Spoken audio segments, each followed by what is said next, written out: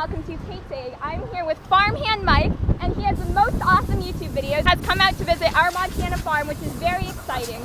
So yeah, this is going to be exciting. I was working out here in Montana, and my daughter just lives over in West Glacier, so she's out here with us, and we're going to film some Montana wheat harvest today. Yes, and this is my first video collaboration ever, so I'm just absolutely excited. Awesome. I hope this works out, and I hope when I introduce you on my channel, you get a lot more subscribers. Oh, thank you, and definitely go watch Farmhand Mike's videos. They are incredible, and I'll link them in the description. Thanks.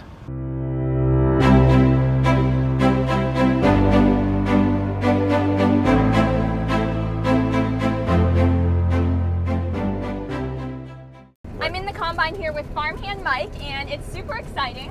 So you get to travel all over the U.S. and see all different types of farms.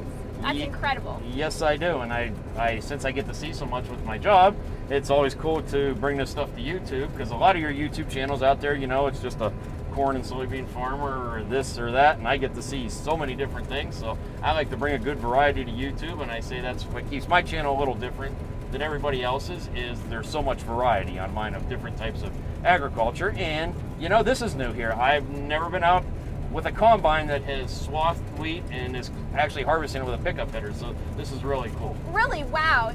We do that because of a bug called Sawfly. Yep. And that's just amazing. Yep, and I didn't even know what Sawfly was, because we don't have it back home, because well, there's not a lot of wheat grown where I live, but I just learned about Sawfly really this summer, and then it gets into the stem of the plant and then it falls over. Yes. So when you swath it, you're actually beating that, right?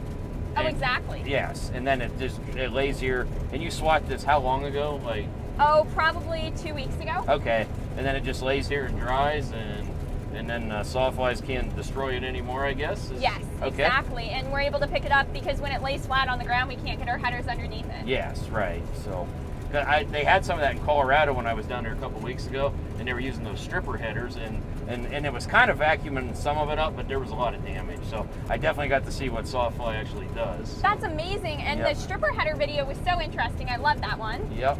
And I actually got a couple more coming too. It's just like I got all this footage and no time to edit. So. Yes. Oh, I completely understand that. Well, that's super exciting. I'll be looking out for them. Okay. And you are more than welcome if you and your family this fall want to come to Ohio.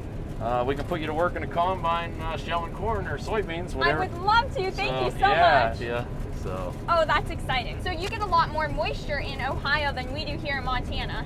Yes, farming is totally different. Like, it would probably be so hard for someone from our area to come out here and farm because of the moisture. You know, we probably get over 50 inches of rain a year. So. Wow. And I was actually just talking to some guys in the west here. I know there's not a lot of corn grown in Montana per se, but like in Colorado and North Dakota and stuff, and the population of plants per acre, like what we can plant versus them.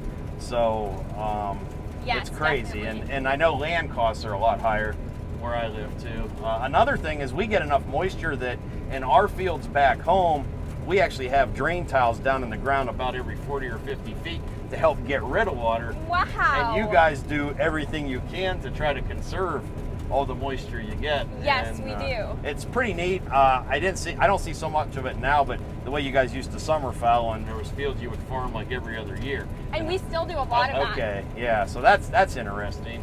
But you know, you're not paying $10,000 an acre for farmland like they have to back home. So it's just neat. It's really cool. That is just incredible. Yep. What has been one of your favorite operations you've been able to see? There's so many. I don't know. I just everything, and it's kind of neat with YouTube. Like I know people like great big farm machinery, new farm machinery, but I try to find that oddball stuff that like maybe is 30 years old that some people use, but they don't use so much anymore. I like to bring that stuff back because a lot of the younger generations never seen some of that stuff and has no idea what it does. So if I can find some older stuff running in the field, I'm always up for that. And too. that's the most fun. It is, yeah. You know, because really, with new equipment, you know, the manufacturers have their own YouTube and stuff, so you can find that stuff pretty easy on YouTube. So I like to have just different content. So, Yes. Yep. And in order to keep the farm in the family, you really have to. You can't purchase new equipment every year. You have to run older things, and it makes it more relatable. Yes. Yep. So, and it's just a good mix of everything.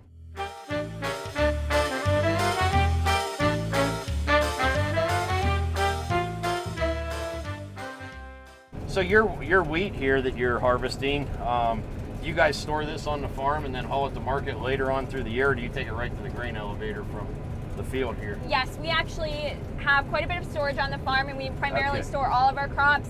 Occasionally we'll take it straight to the grain elevator, depending on whether or not we have the storage for it that year. And we'll keep it sometimes for a couple of years. Okay, wow. How do you like Montana? I love Montana. This, of course, I've been in Montana a lot. Montana's so neat because there's a lot of prairie, but the mountains too in the west. And as we talked about, my daughter Alexandria is just working a couple hours away here in West Glacier. And of course, we can't fit both of us in the combine here with you. There's not enough room for 3 people, but so she's watching from the truck now. But I'm able to spend a couple days with her while I'm out here too. And she's working for one of the rafting companies in Glacier Park for the summer. And that's really great. We've been to Glacier quite a few times, and was just out there a month ago. Went rafting and pretty neat. It's just sad that it's all so smoky now with all the forest fires and stuff. Yes, going it is on. terribly sad. But no, Montana's a beautiful state, so big too. Yes, it is. Yeah. We have a lot of cool different wildlife as well. So what do you see running across the fields here?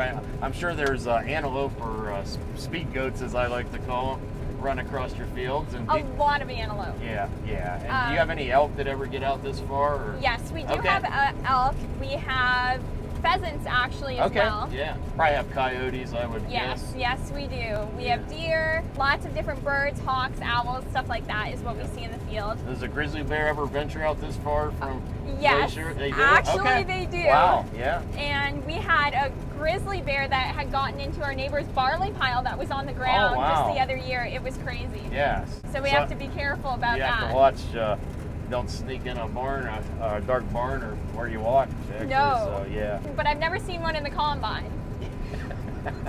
So I think it would be a little scary though, but I think I'd be okay. Yeah. It'd actually be pretty neat. Have you seen the movie Talladega Nights? I don't think I have. Okay, so Will Ferrell, he's like a NASCAR driver, and then he has an accident and he loses his courage. So his dad's trying to get his courage back, so they actually put a cougar or a mountain lion in the car with him. And he's scared to death at first, but he learns to drive with this mountain lion in there. And I always say that would be so cool for a YouTube video. If I could hire somebody that had a pet mountain lion to actually ride in the tractor combine. So that's something we can think about and try to do in the future. Oh, that would be maybe very you can get cool. a grizzly bear up here with you one of these. Yes, maybe. That is really funny.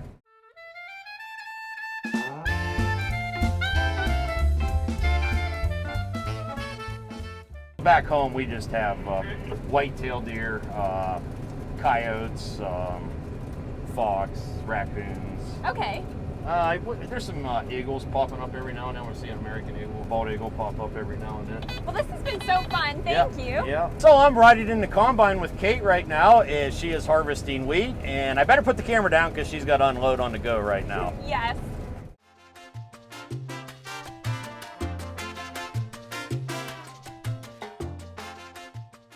Well, thank you so much for watching today's video and awesome collaboration. Yes. And it was just a pleasure meeting you, so thank you for coming out here. Same here, and who knows, I may make it back here some other time. That would be awesome. Maybe when you're doing something different on the farm, you never know. So. That would be just incredible. Well, thank you so much. Well, thanks for having me. Definitely go and check out the video on Farmhand Mike's channel. It's going to be just awesome, so I'll link it in the description. Thank you so much for watching. Bye!